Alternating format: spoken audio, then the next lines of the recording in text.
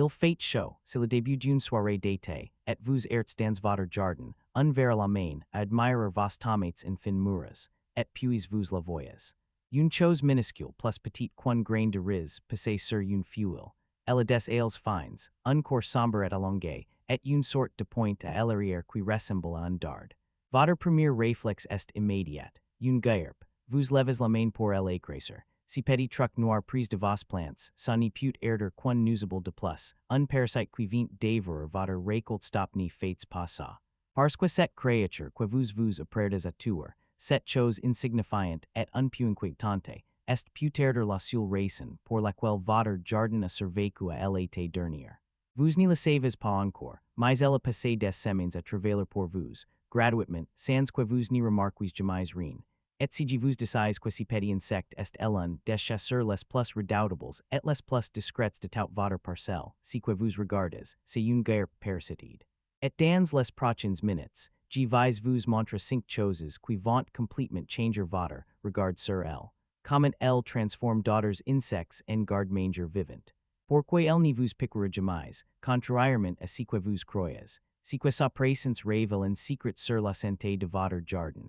Et pourquoi, dans le monde entier, on la relâche par millions dans les champs pour remplacer les pesticides. Restez parce que la troisième va vous surprendre.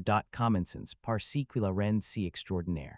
La guêpe parasitoïde n'y ressemble en rien à la guêpe jaune qui tourne autour de votre limonade. Certaines espèces sont si petites qu'on les mesure en fractions de millimètre. La plus petite guêpe connue au monde, une fée des figues appelée kikikihuna, mesure à peine 15 mm. Elle est plus petite qu'une amibe. Elle pourrait voler à travers le chaz d'une aiguille sans le toucher mais leur véritable pouvoir n'est pas dans leur tail. Il est dans leur manière de se reproduire.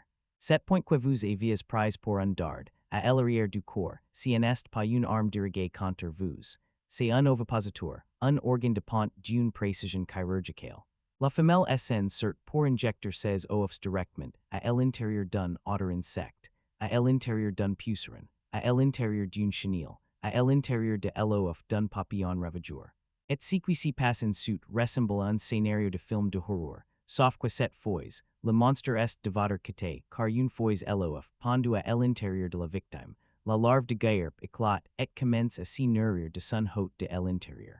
Et voici le détail le plus troublant, le plus fascinant. La larve dévore déborde les organes non vitaux, le tissu graisseux, le système digestif. Elle garde le cœur et le système nerveux pour la fin. Pourquoi? Pour maintenir sa victime en vie le plus longtemps possible.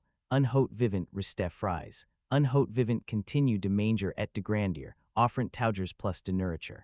La nature a inventé la conservation parfaite, des millions d'années avant nos réfrigérateurs, et attendez, parce que ça devient encore plus étrange. Certains de ces guêpes n'y se contentent pas de manger leur hôte.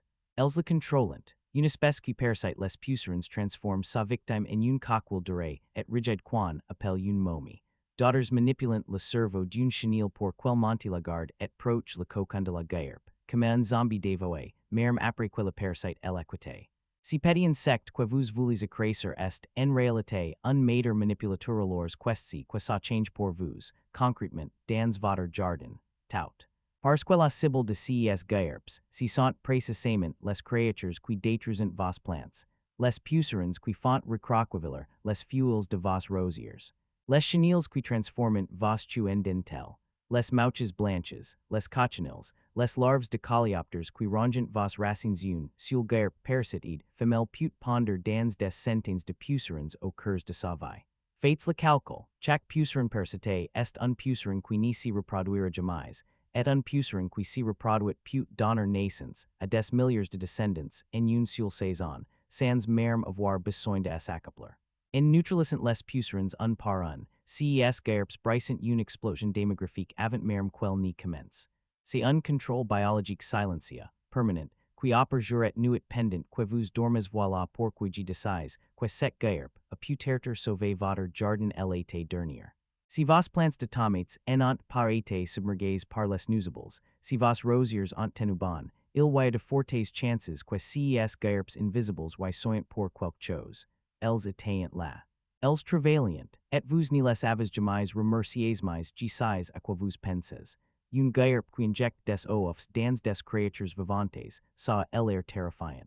Ici que c'est dangereux pour vous, pour vos enfants, pour votre chien, la réponse est non, et c'est important de le comprendre. La grande majorité des Guêpes parasitoïdes sont physiquement incapables de vous piquer. Leur ovipositeur est conçu pour percer la carapace fine d'un puceron ou la coquille d'un oeuf d'insecte, pas la peau épaisse d'un mammifère. Beaucoup n'ont même pas de venin destiné à la défense. Vous pourriez en tenir une dans votre main, elle n'y chercherait quoi à s'envoler. Elle n'a aucun intérêt pour vous, votre nourriture ou votre pique-nique. Contrairement aux Guêpes sociales agressives qui tout le monde connaît, celle-ci est solitaire, discrète, et totalement concentrée sur sa mission. La pourquoi lui porte est presque entièrement fondée sur un malentendu, sur le simple fait qu'elle porte le nom de Guêpe, et qu'elle a une forme, qui nous inquiète instinctivement et voici quelque chose que presque personne n'y sait. La présence de ces Guêpes dans votre jardin est, en réalité, un signal précieux, un message que la nature vous envoie, parce que ces Guêpes n'y peuvent survivre que là où il existe déjà une chaîne alimentaire riche et équilibrée. Elles ont besoin de proies, mais aussi de fleurs pour s'y nourrir de nectar à l'âge adulte. Si elles sont là, cela signifie que votre jardin abrite une vraie biodiversité, un écosystème vivant et fonctionnel. À l'inverse, leur disparition est un avertissement. Dans les jardins traités aux pesticides à large spectre, ces Guêpes s'effondrent les premières, parce qu'elles sont bien plus sensibles que les nuisibles qu'elles chassent. Et quand elles disparaissent, plus rien n'arrête les pucerons et les chenilles. C'est le paradoxe cruel des insecticides. En tuant tout, on élimine de bord nos meilleurs alliés, et on offre aux ravageurs un champ libre. Voir ces Guêpes chez vous, c'est donc la preuve que votre jardin est en bonne santé. Ni plus les voir, c'est un signal d'alarme si en est pas une théorie de jardinier. C'est une science tellement établie que l'agriculture mondiale en dépend. Chaque année, dans les serres et les champs du monde entier, on élève et on relâche des centaines de millions de ces Guêpes parasitoïdes pour protéger les cultures. La petite trichogramme, par exemple, est utilisée sur des millions de hectares pour combattre les chenilles du maïs sans une seule goutte de produit chimique. Si que vous avez gratuitement, dans votre jardin, des exploitations entières le payant très cher pour obtenir leurs comment faire pour les garder, pour les inviter à rester et à travailler pour vous. C'est étonnamment simple. La première règle, c'est de ranger les insecticides. Chaque pulvérisation qui tue les pucerons tue aussi les Guêpes qui les régulent, et vous retrouvez dépendant du produit pour taugers. Laissez la nature reprendre son équilibre ensuite, offrez leur à manger. Les Guêpes adultes s'y nourrissent de nectar, et elles adorent les petites fleurs plates et ouvertes. Plantes de l'aneth, du fenouil, de la coriandre, des chiles, des carottes que vous laissez monter en fleurs. Ces plantes sont de véritables stations-service pour vos Guêpes. Toléraient aussi quelques pucerons sur un coin de vos plantes. Ça semble contre-intuitif, mais sans un minimum de proies, les Guêpes n'ont aucune raison de rester. Un jardin parfaitement propre est un jardin mort. Un jardin qui accepte un peu de désordre est un jardin vivant, où chaque créature trouve sa place revenons maintenant, à cette soirée d'été, à ce moment où vous aviez la main levée, prêt à écraser si petits insectes sombres sur votre fuel de tomate.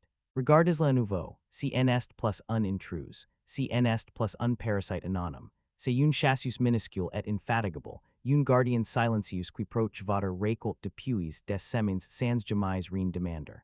Elle n'y vous piquera pas, elle n'y veut pas de votre limonade, elle veut seulement continuer son travail, celui qu'elle fait depuis des millions d'années, bien avant que vous n'ayez planté votre première semence bases la main.